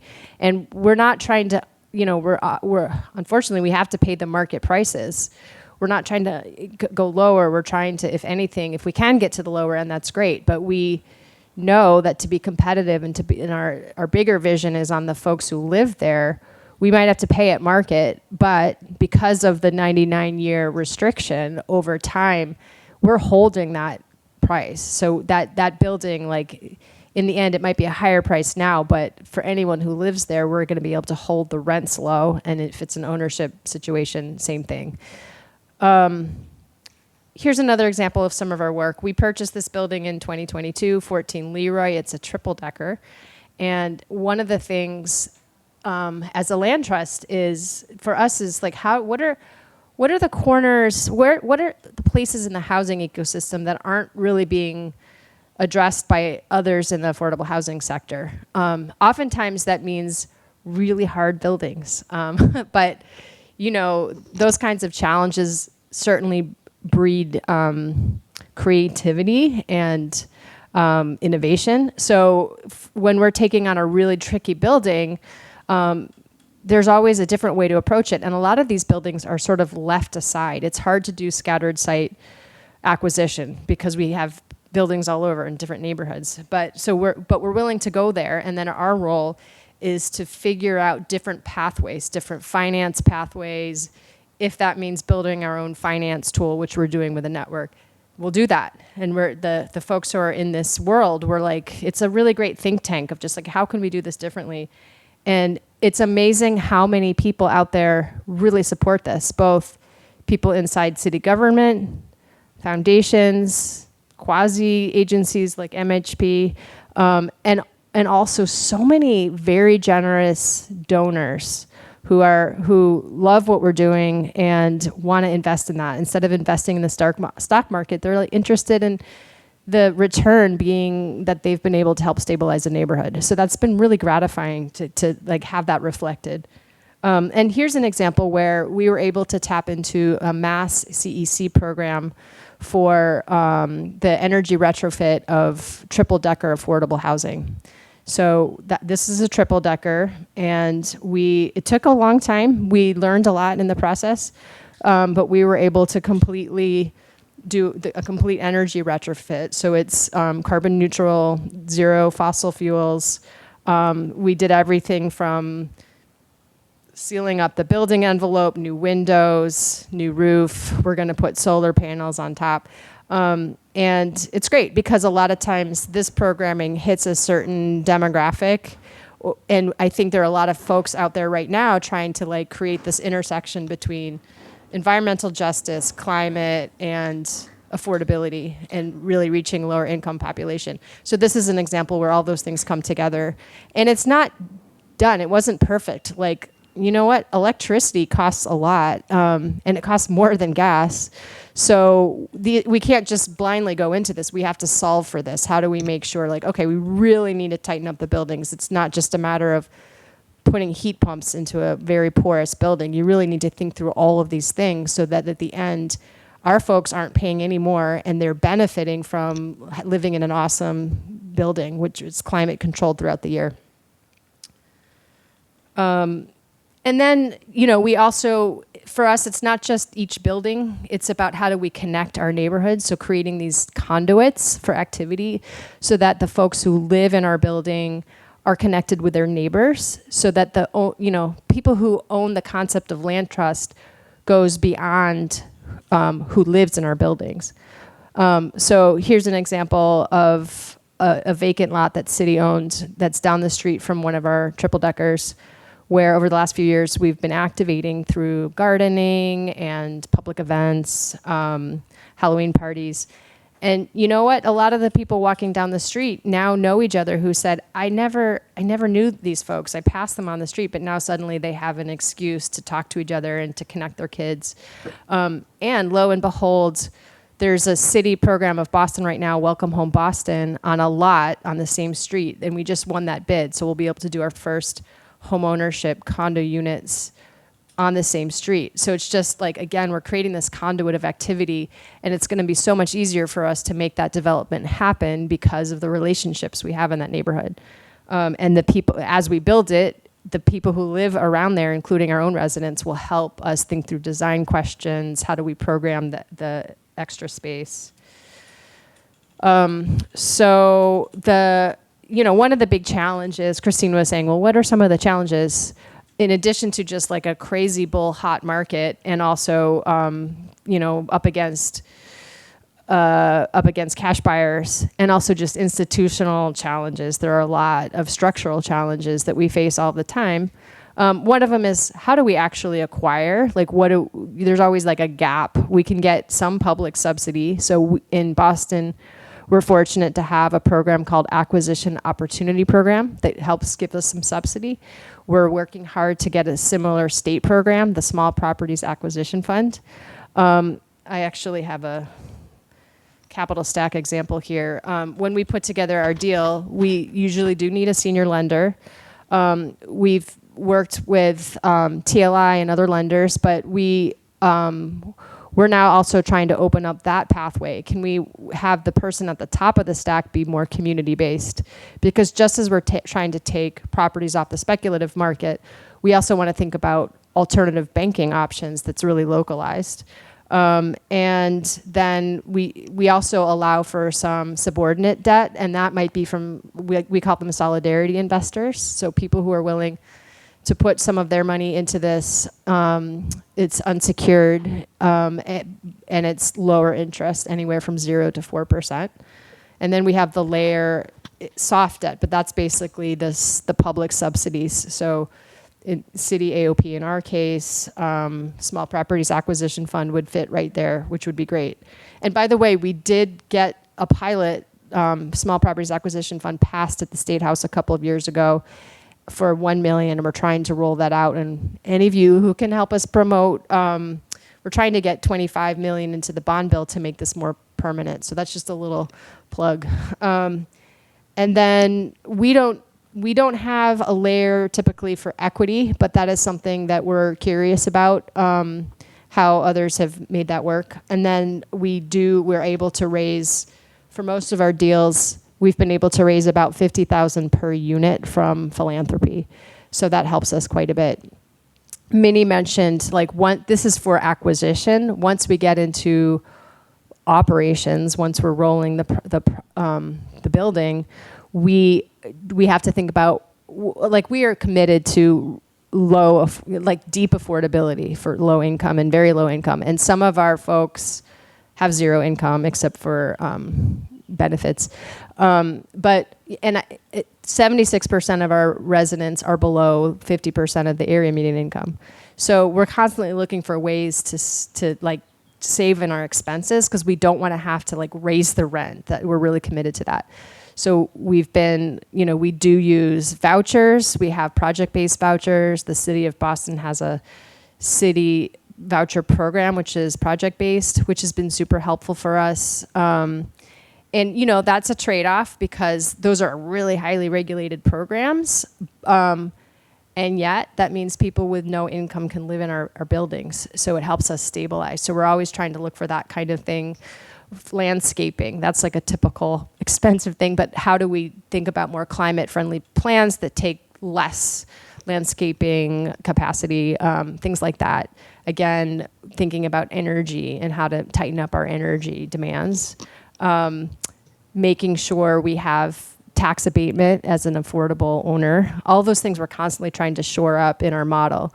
And one other big thing is property management for scattered site is really challenging. So this year we joined forces with a mission-aligned property management company that also works with a maintenance company that is local, BIPOC owned, and came out of a workers collective model. So these are things that are important to us. It's not just, we're just constantly figuring out how to fit into this solidarity economy ecosystem so that we're all reinforcing what we're doing to really focus on the community and the people who live there.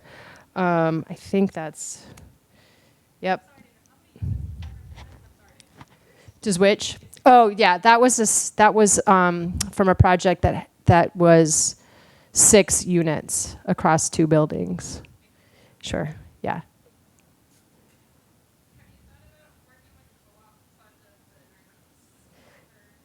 Yeah, earlier when we were COHIF, they definitely provided some funding, and they're focused on co-ops, But a lot of us in our network, it's like, again, it's this treasure trove of folks who are just, we're trading ideas all the time. We would love to figure out how to fit a co-op model into our CLT model. Right. Yeah.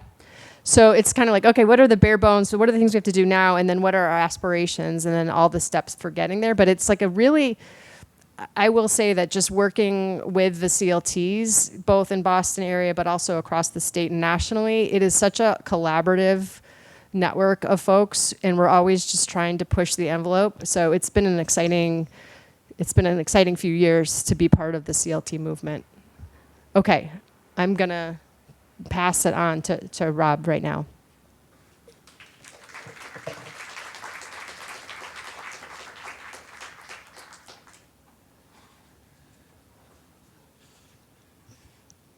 Hi, I'm Rob Crowner. I'm on the board of, can you hear me? Why is this not?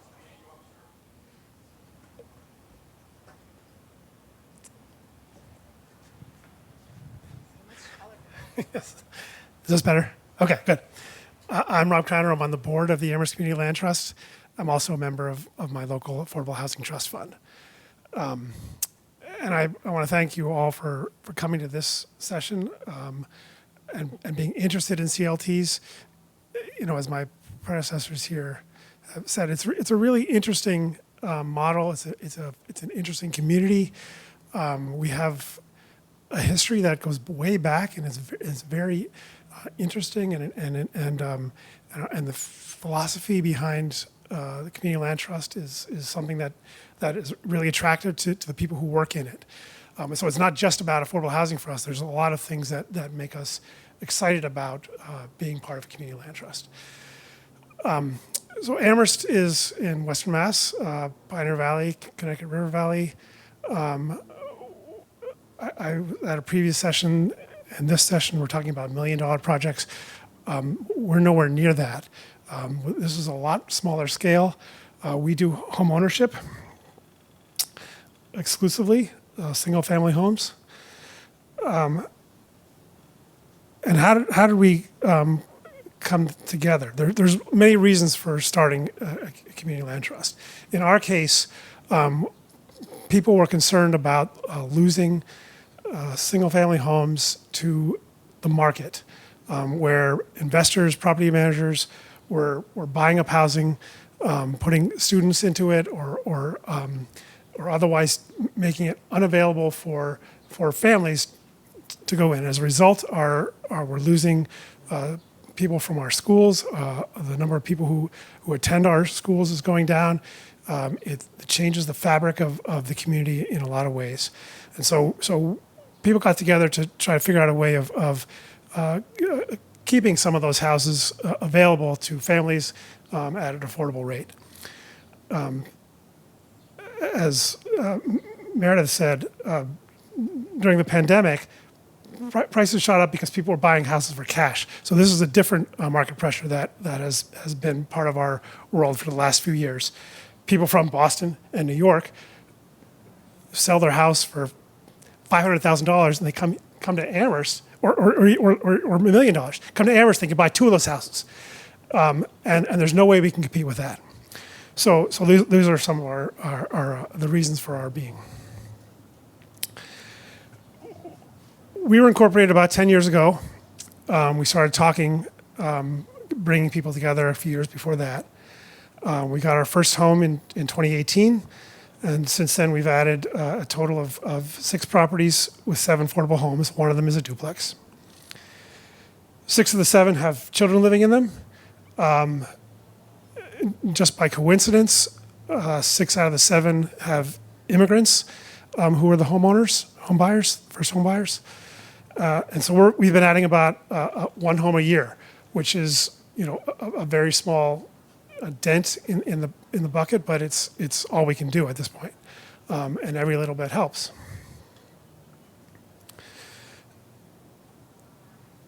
Our strategies are to work with the town for funding. Community Preservation Act and the Affordable Housing Trust Fund have been our main sources of public funding. We don't have the scale to apply for state funding. We don't have the capacity to borrow, so we actually need grant money. We also rely on donations, donations of property value, big deal. Bargain sales, selling the home below market to the CLT so that it can stay affordable. Our current board president tells a story. She's a professor at UMass. When she bought her home, which is near the university, the price of the home was about 2 times her entry-level salary. That ratio now is like 10 to 1. It's just not possible for an incoming professor to buy that same house. We're also open to gifts and bequests. Our founding president, when she passed away, left her house to us, free and clear, and that was a huge bonus for us. We think that there are a lot of people who would be willing to put their home into the land trust, either at a bargain sale or by gift. There are people who are concerned about housing. They want the next generation to have the opportunities that they did to get into housing, into a neighborhood. And if they're, as people's families are getting smaller, there's less of a need to pass on to heirs. So we think there's a potential there for growth, bringing homes into CLTs. The other big deal for us is partnerships. There is no way that we could do this without partnering with other groups. For us, the town of Amherst is a major partner. They provide support for us. They are interested in working with us. They provide advice and guidance, and I'll discuss how they've made some direct contributions in a little bit. We work with Valley Community Development, CDC in our area that does a lot of affordable housing programs, homeownership and rentals. They helped us do intake on a couple of our houses, finding home buyers, income qualifying them, running a lottery, and so on. We worked with our local Habitat for Humanity chapter to actually build our first project. And we worked with the North Amherst Community Farm, which is a CLT-like organization that acquired land for the purpose of preserving a farm in an urban setting or a semi-urban setting. I should also mention an emerging strategy is working with other CLTs in our area, both established and in development CLTs, not yet established. We're working together to figure out ways to share resources, to share knowledge, potentially to share staffing. We have no staffing ourselves. We're all volunteer. So it's a big lift for us to do anything.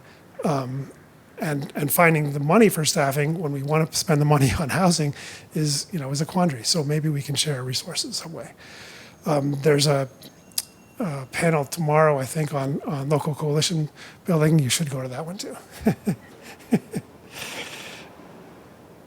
So our fundraising, you can see that we've raised about 1.6 million for 7 homes.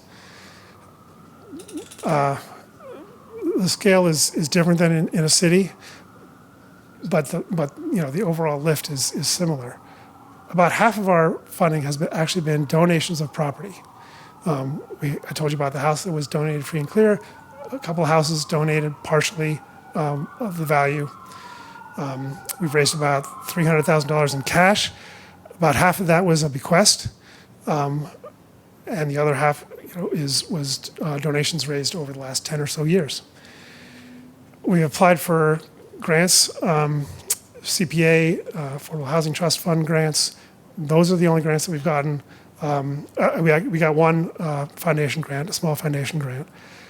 about $500,000. Those are mostly city funds.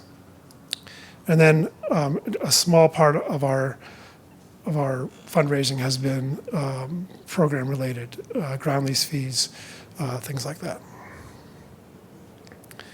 How do we spend the money? I don't know how easy it is to see here. A very small part of what we spend is on administration. You can see that the bulk of it is on acquisitions. Acquisitions and rehab. We have had to do some rehab work on a couple of our homes. That's actually a big challenge for CLTs. As Meredith was saying, when you're acquiring existing housing, if it's not brand new, there's probably going to be some work that needs to be done on it. So that's part of our mission as well, is to make sure that the housing that we're offering to people is decent and somewhere that you actually want to live. And that doesn't add additional expense if they have to replace the roof, in 2 years after they bought it. That makes the housing less affordable.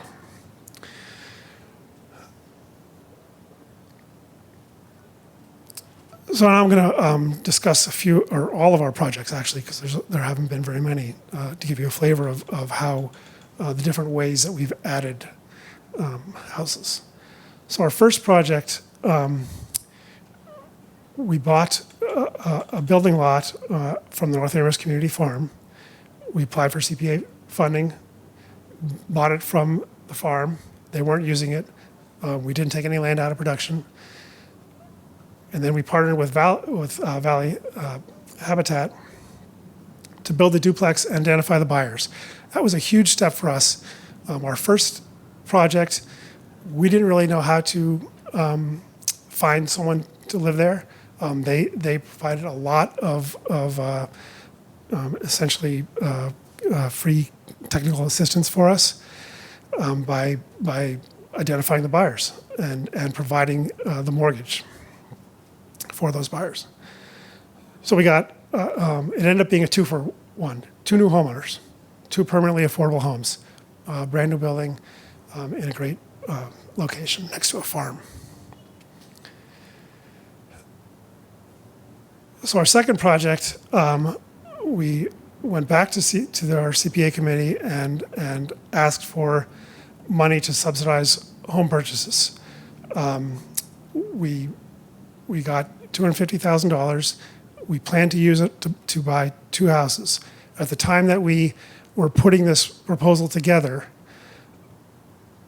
a $125,000 subsidy would be enough, for the most part, to partner with a home buyer to buy a house at around the $265,000 to $300,000 level. That would make it affordable to a buyer. 125 was enough to make the home affordable. So in that case, we partnered with Valley CD to attract potential home buyers, to conduct a lottery. We brought $125,000 to the closing, and the home buyer brought $140,000. But then COVID hit, prices shot up. 125 was no longer anywhere near enough. There were no houses at the $65,000 range. That was the last affordable house in Amherst. But I'll come back to that. That's project 2A. So our third project was a bargain sale. One of our members had a house that they were renting, had a long-term rental arrangement with their tenant. She had acquired the house many years ago. It was affordable at the time. She moved on. She rented that. She kept the house. She rented it out. She wanted to make that. She wanted to lock that in. And her tenant was willing and interested, wanted to buy the house. So she sold the house to her tenant and sold the house at the affordable price, which was $180,000. That's how much it would cost for someone at around the 70 to 80% area median income to buy a house in Amherst. But the appraised value was $350,000, so she donated $170,000 to us. So now we have the house in the CLT. The home price is going to stay at the 180 with a gradual appreciation. It will stay affordable at the 70 to 80% level forever. Fourth one was the request that I told you about from our founding president. It's a house near the university, $500,000 home, great property. One of the, in my opinion, one of the best properties in the entire town because of its location and the neighborhood that it's in. And there's no way that an incoming professor or a family would be able to buy it. The appraised value was $500,000. If it had actually gone on the market, it would have sold for $600,000 or $700,000. I'm sure of it. But she left it to us, and so we found a buyer. It was someone who was in a postdoc program at the university with a young family.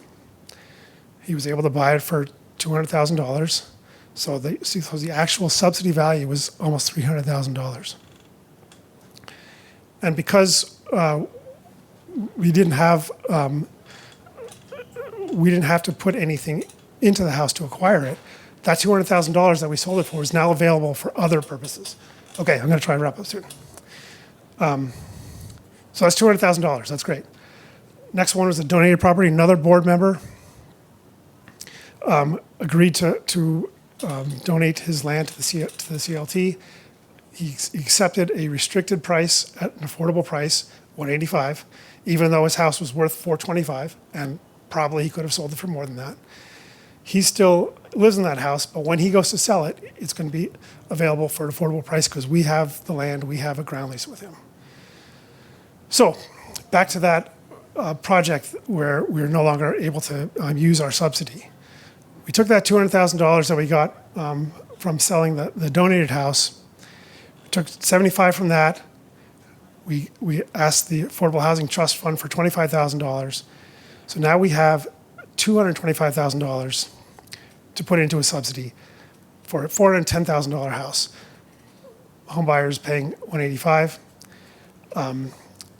That's the lowest price house that you can get in Amherst now, around $400,000. And so we need a bigger subsidy. Challenges: home prices are rising faster than incomes. Obviously, everyone knows that. Mortgage interest affects affordability. That last house, as we were going through the process, the amount of house that you could afford became lower because interest rates were going up. Individual contributions are not enough to make an impact, so we have to rely on grants and property donations. And we're small and we're volunteer. We just can't, we can't do a whole lot more. Municipal role, we look to towns for funding, for opportunities to partner. Towns acquire land. If there's frontage land that we can build a house on or a house that's on the frontage, consider giving it to the CLT or finding some way to work with the CLT to make that house permanently affordable. We rely on coordination with the state, backstopping the affordability with a deed restriction. Property tax relief, that's part of affordability is lowering the taxes. And representation on our board. CLT boards are tripartite, including, as Meredith was saying, people with professional interest in making housing affordable.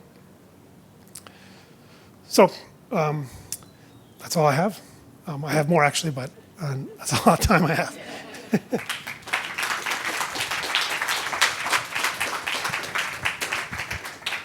Thank you, Rob, Meredith, and Minnie. And we have about 10 minutes for questions before we transition back into the big room.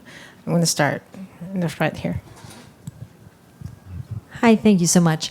So this might be a question for Rob. I come from Wellesley, and we have a housing development corporation, which we're considering turning into a affordable housing trust. I'm trying to understand what is the difference between an affordable housing trust and a community land trust. And I don't know, you said you serve on both, that maybe you can help me understand that. A community land trust is a nonprofit organization. It's a private organization that's nonprofit. Affordable Housing Trust Fund is a municipal organization. It's part of the town government. So, and it typically has a different mission in that it's trying to acquire funds and then disperse funds to make housing affordable. CLT's role is to grab those funds and then find the house and protect it.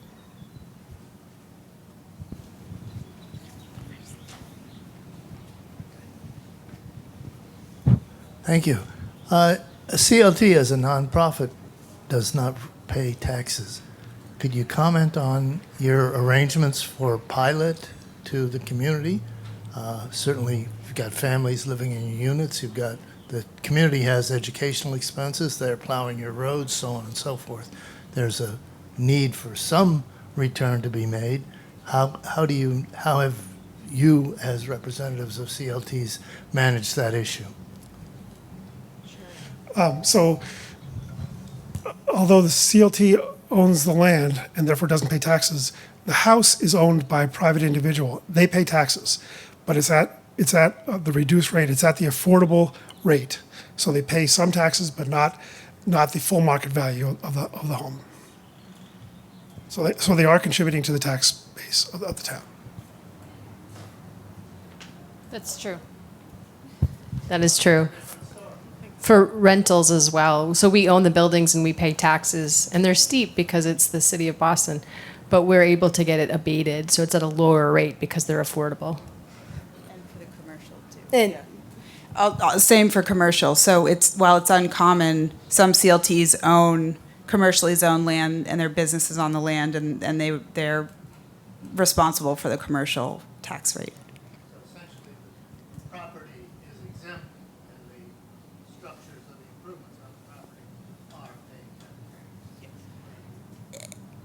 I think it depends on exactly how taxation works in the locality. And in Boston, it's a mix of the appraised value of the home and the value of the land.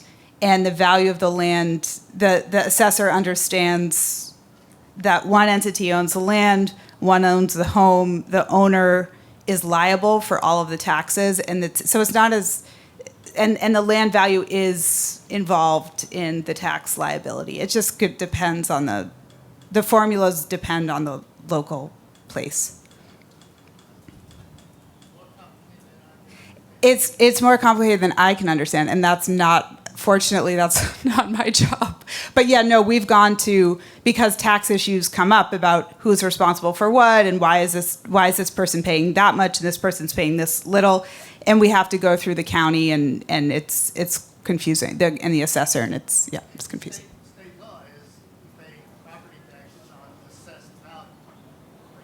You've got a home, you're saying, oh, we only pay taxes on the sale price to the owner, which is less than half of the assessed value of the owner and the property. More than we can discuss. Okay, yeah. Sure. Hi. My question is sort of more of an overarching policy question. I'm from Martha's Vineyard. I'm the island housing planner. We're lucky enough to have a very robust community land trust. That the towns actually, the towns generally engage the island housing trust to do town projects. What would it take?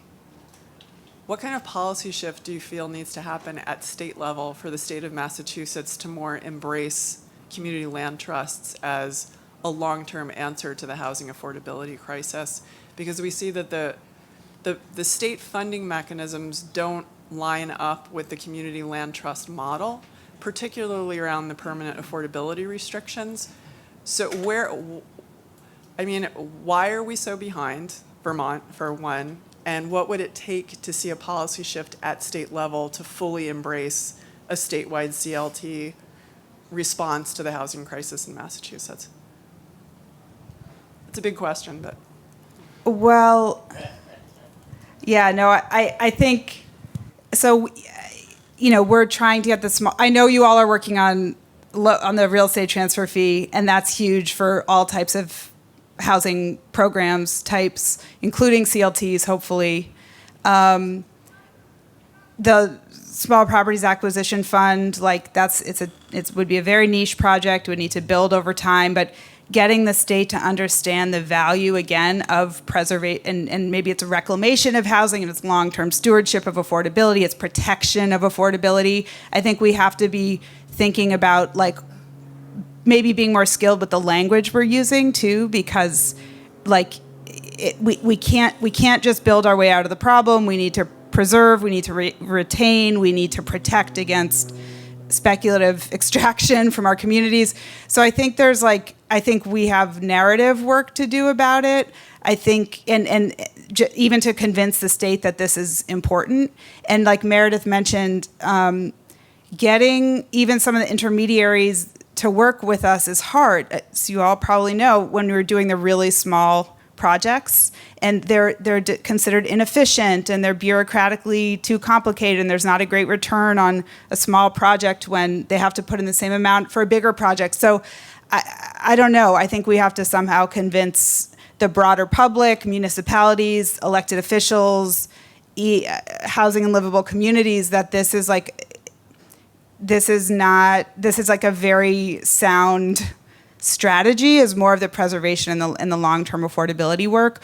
I can pass it to you guys, but another issue, we live under capitalism, and housing is like the big commodity. And if you have it, bless you, and if you don't, you're screwed.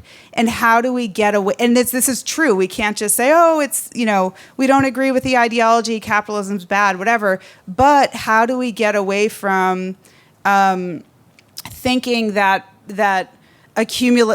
individual, personal, private accumulation of wealth through homes, through home ownership is actually going to lift us all up, right? Like, I think we have to be investing in first-time home ownership programs and let people, build wealth through sort of market rate home ownership. That's the system we're in.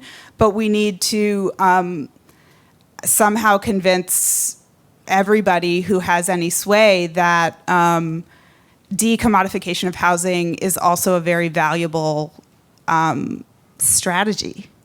So I don't know, and we're tiny marginal, like the CLTs are tiny organizations that are just trying to do these work in our communities, but we're doing it as part of a larger movement. We're doing it with, renters' rights group and Right to the City and people who are looking at anti-displacement work and doing that in partnership. So I think that's key too, is like not just being these isolated organizations that are trying to provide affordable housing, but being part of this bigger movement and working in concert.